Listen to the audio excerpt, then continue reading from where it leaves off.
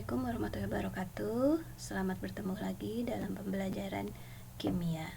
Pada kesempatan kali ini kita akan membahas tentang sistem periodik unsur, ya. Yang kalau mungkin ada yang pernah lihat waktu SMP, ya, bentuknya seperti ini, ya. Ini yang sekarang digunakan. Oke, mari kita mulai. Nah, apa sih sistem periodik unsur? Sistem periodik unsur itu merupakan susunan unsur-unsur berdasarkan urutan nomor atom dan kemiripan sifat pada unsur-unsur tersebut. Kenapa disebut periodik? Karena adanya kemiripan sifat tadi dan terbentuk dalam susunan sehingga disebut sebagai periodik, ya. Nah, pertama kali ya sistem periodik unsur itu dikemukakan oleh Antoine Lavoisier, ya. Kemudian oleh Dobryner, dikembangkan lagi oleh Newlands dan oleh Mendeleev serta Moseley, ya. Nah, kita lihat satu-satu. Yang pertama Antoine Lavoisier. Ya, berdasarkan Lavoisier itu, jadi Lavoisier dia mengelompokkan unsur itu berdasarkan sifat logamnya. Jadi ada unsur logam dan non logam. Jadi dulu itu hanya ada dua susunan unsur, itu unsur logam dan non logam. Karena pada saat itu unsur yang ditemukan juga masih sedikit, yaitu kurang lebih sekitar 33 unsur. Nah, ini jadi dilihat dari perbedaan sifatnya. Sifat logam itu seperti apa, non logam seperti apa, ya. Nah, jadi yang unsur-unsur logam itu biasanya wujudnya padat, ya. Kemudian mengkilap jika digosok, merupakan konduktor yang baik, dapat ditempa atau direnggakan, dan penghantar panas yang baik. Jadi kalau yang non logam itu bisa zat padat, cair atau gas, ya. Nah, ini tidak mengkilap kecuali intan, ya. Juga bukan merupakan konduktor yang baik. Non logam juga dia tidak bersifat menghantarkan panas, ya. Jadi menurut Lavoisier itu unsur itu ada yang tergolong unsur logam dan unsur non logam. Apa kelebihan dan kekurangan dari penggolongan menurut Lavoisier ini, ya? Ternyata ada beberapa unsur yang memiliki sifat sifat logam dan sifat non logam. Itu dikenal dengan unsur metaloid, ya. Contohnya silikon, ya. Pasti sudah sering dengar silikon. Nah, itu termasuk metaloid, ya. Jadi kelebihannya ini sudah bisa mengelompokkan unsur, ya. Kemudian kalau kelemahannya yaitu tadi karena penggolongannya masih secara umum, baru berdasarkan sifat logam dan non logam. Jadi belum spesifik, ya. Nah, kemudian dikembangkan oleh Dobryner. Nah, Dobryner ini dia mengelompokkan unsur itu 3-3 sehingga dikenal dengan istilah triade, ya, di mana unsur kedua itu merupakan rata-rata dari unsur ke-1 dan ke-3, ya. Ini ada beberapa contoh jenis triade, ada triade litium, natrium, kalium. Jadi ini dikelompokkannya 3-3, ya. Litium, natrium, kalium, kalsium, strontium, barium, klor, brom, yodium. Sehingga ini disebutnya triade. Nah, jadi ini contohnya tadi, ya.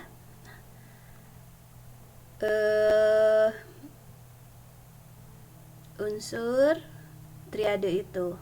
Jadi kalau kita jumlahkan, contoh misalnya yang ini 39 ditambah 7 itu 46. Nah, 46 dibagi 2 jadi 23. Sehingga Na-nya di sini 23. Jadi unsur yang kedua ini merupakan rata-rata dari unsur yang ke-1 dan ke-3. Jadi kalau kita jumlahkan unsur 1 dan ke-3 dibagi 2, maka hasilnya unsur yang kedua. Itu menurut Dobryner.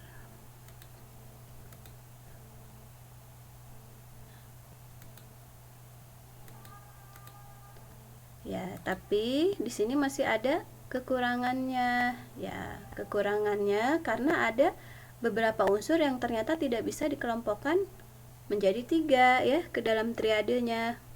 Ya, padahal sifatnya hampir sama, tapi tidak memenuhi persyaratan triade tadi yang dirata-ratakan. Kemudian kalau kelebihannya, karena setiap unsurnya memiliki sifat yang hampir sama atau mirip ya, di mana massa atom unsur keduanya merupakan massa atom rata-rata tadi ya. Jadi kalau massa atom rata-rata yang kedua itu merupakan hasil dari pembagian dari yang pertama dan ketiga dijumlahkan dibagi 2 ya. Nah, kalau menurut Newlands, nah jadi unsur-unsur itu dia mengelompokkan ya menjadi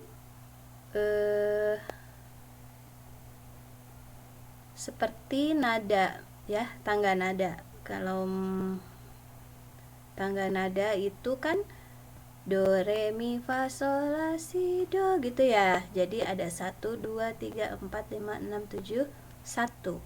Nah, ini jadi mengelompokkannya 77 kalau menurut Newlands. Jadi ketika unsur yang ke-8-nya itu akan sama dengan unsur yang ke-1. Nah, jadi ini bahwa unsur yang ke-8 itu, nah ini akan sama lagi ke unsur 1. Jadi karena ini 1 sampai 7 seperti tangga nada ya atau not lagu, sehingga disebut sebagai hukum oktav ya.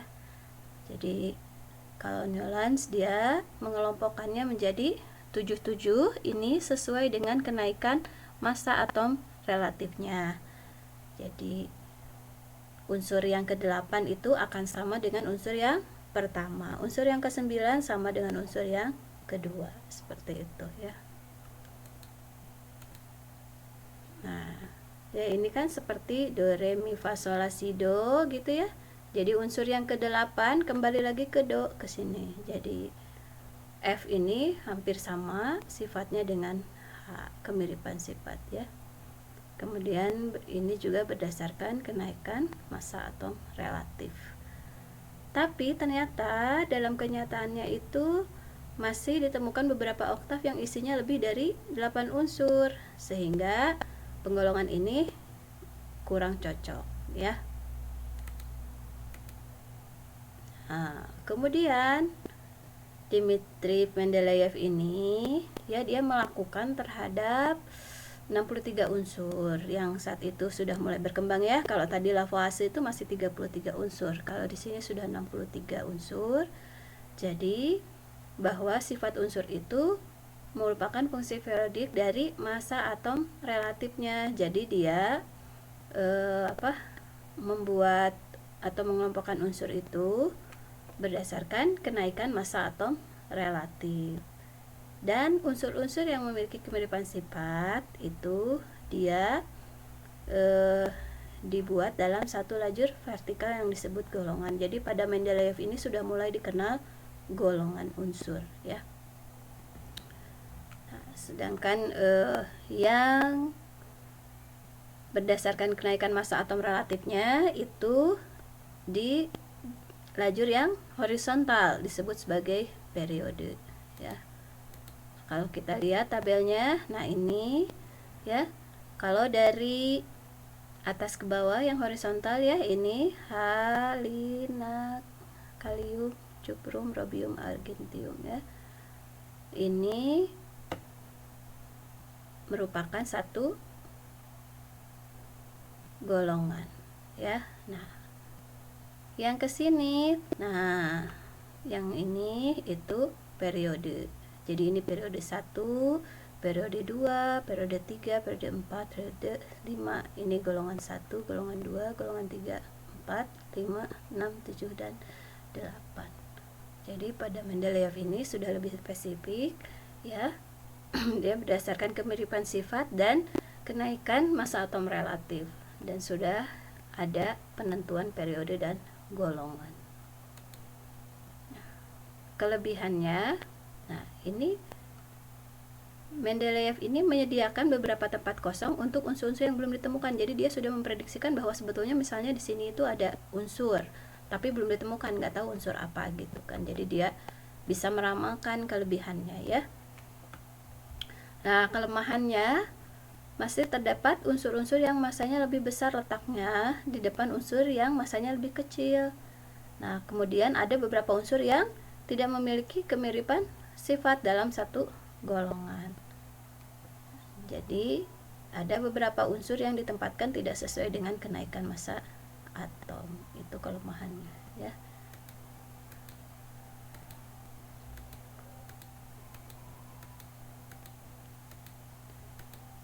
Ya.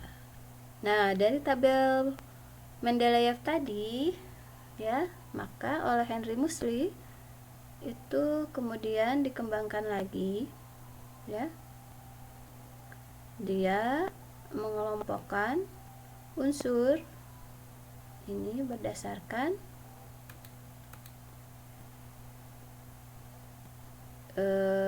massa,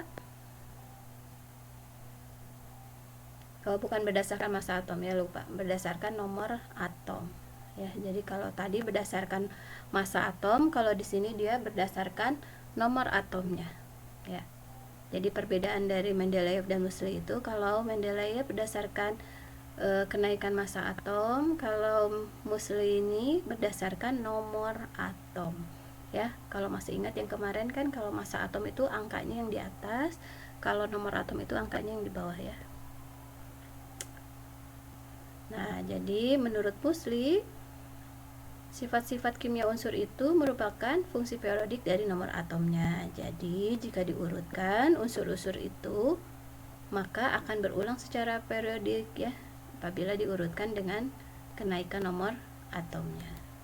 Nah, ini jadi agak sedikit berbeda dengan tadi, dengan Mendeleev ya. Kalau untuk golongan dan periodenya masih sama ini ya, ini golongan dan ini periode ya, gitu.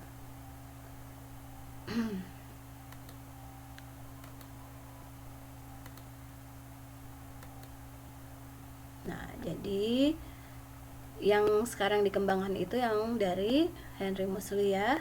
Nah, sekarang karena semakin banyak unsur yang ditemukan, jadi kurang lebih udah 100 belasan ya, kalau nggak salah 115 atau 118 yang sudah ditemukan yang untuk di sistem periodik modern juga. Nah, sistem periodik modern ini dikenal dengan bentuk panjang ya tadi, karena terdapat apa yang mendatar itu periode dan golongan.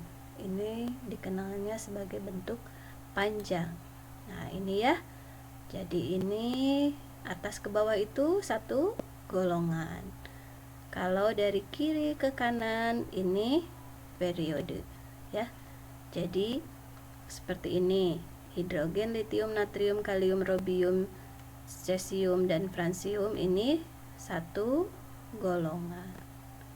Sementara hidrogen dan helium dia satu periode. Seperti itu ya. Jadi memiliki kemiripan sifat.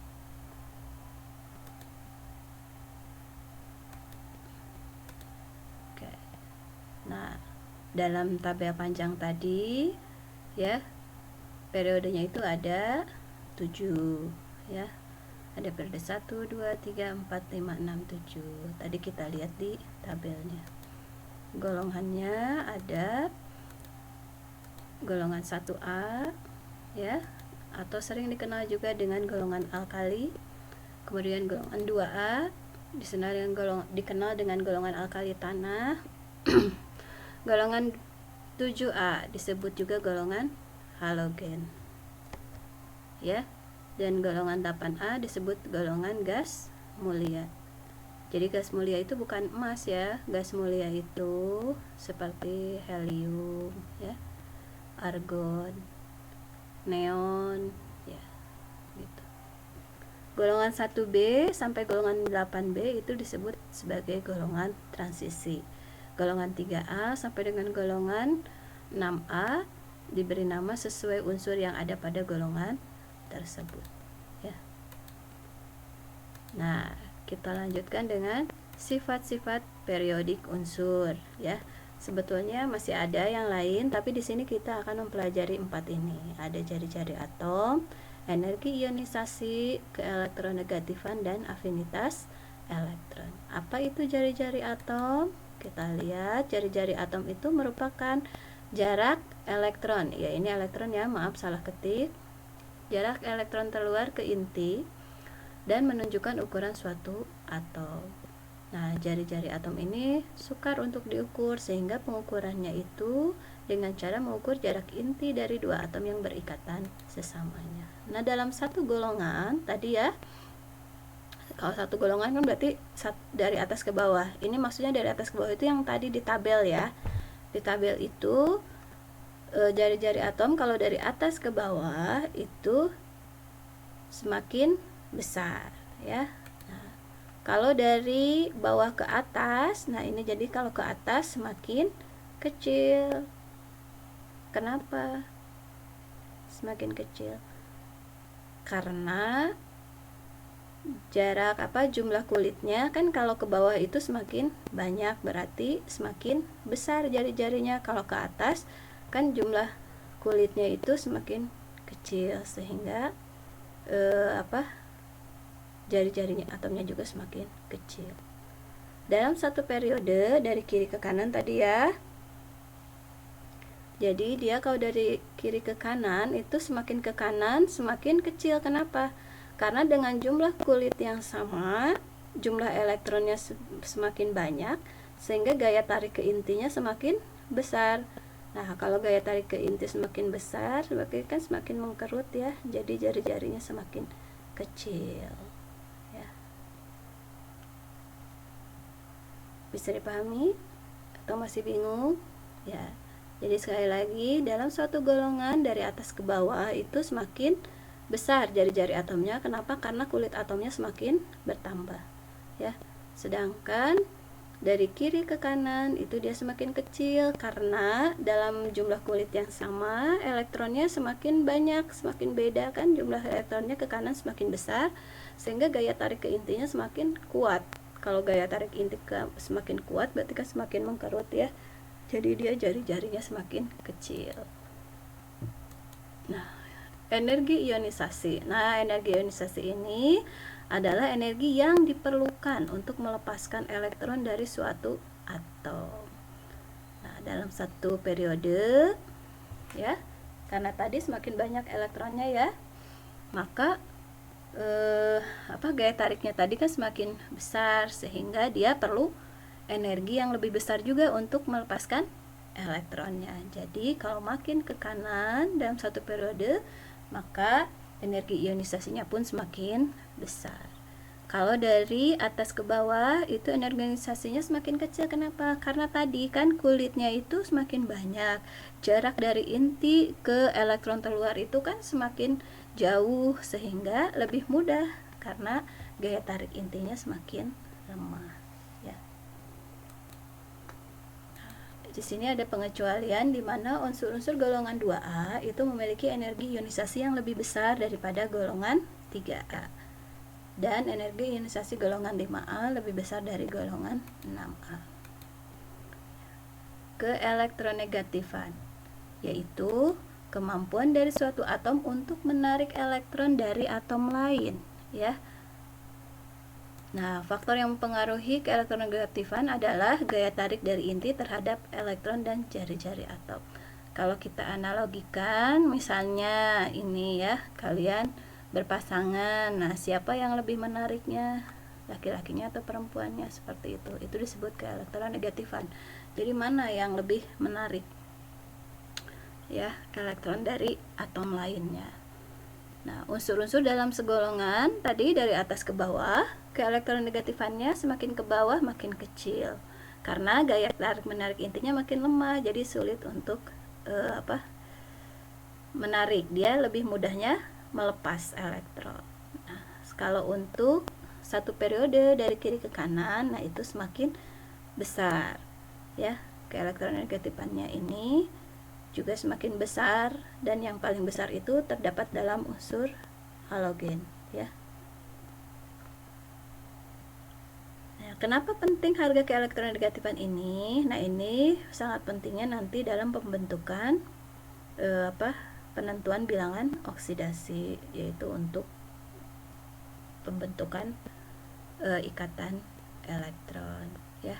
Jadi nanti bisa kalau dia misalnya keelektronegatifannya besar, berarti dia cenderung menerima elektron, kan dia berarti cenderung menarik elektron, sehingga dia menerima elektron. Kalau menerima elektron berarti dia oksidasinya negatif ya, karena menerima elektron. Nah, kalau keelektronegatifan kecil berarti dia itu lebih mudah melepas, sehingga oksidasinya positif ya.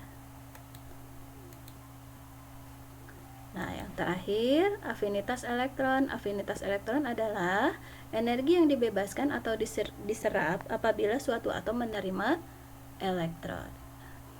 Jika ion negatif yang terbentuk itu stabil, maka penyerapan elektron itu disertai pelepasan energi dan afinitas elektronnya dinyatakan dengan tanda negatif. Tapi kalau dia tidak stabil, maka tandanya positif. Jadi, unsur yang mempunyai afinitas elektron bertanda negatif mempunyai kecenderungan menyerap elektron, ya. Nah, kalau afinitas elektronnya positif, berarti dia kecenderungannya melepas elektron, ya. Nah, dalam satu periode dari kiri ke kanan, karena tadi jari-jari semakin kecil, gaya tarik intinya semakin besar, maka semakin mudah untuk menarik elektron, sehingga afinitas elektronnya juga semakin besar ya. Sementara dari atas ke bawah dalam satu golongan, karena jari atomnya semakin besar ya, gaya tarik intinya juga kecil, maka afinitas elektronnya juga kecil, karena energi yang dilepaskan atau dibebaskan untuk menyerap elektronnya juga kecil ya. Itu mungkin materi untuk hari ini. Silakan kalau masih ada yang ditanyakan, boleh tulis di kolom komentar atau boleh tanya langsung ke ibu ya. Terima kasih atas perhatiannya. Assalamualaikum warahmatullahi wabarakatuh.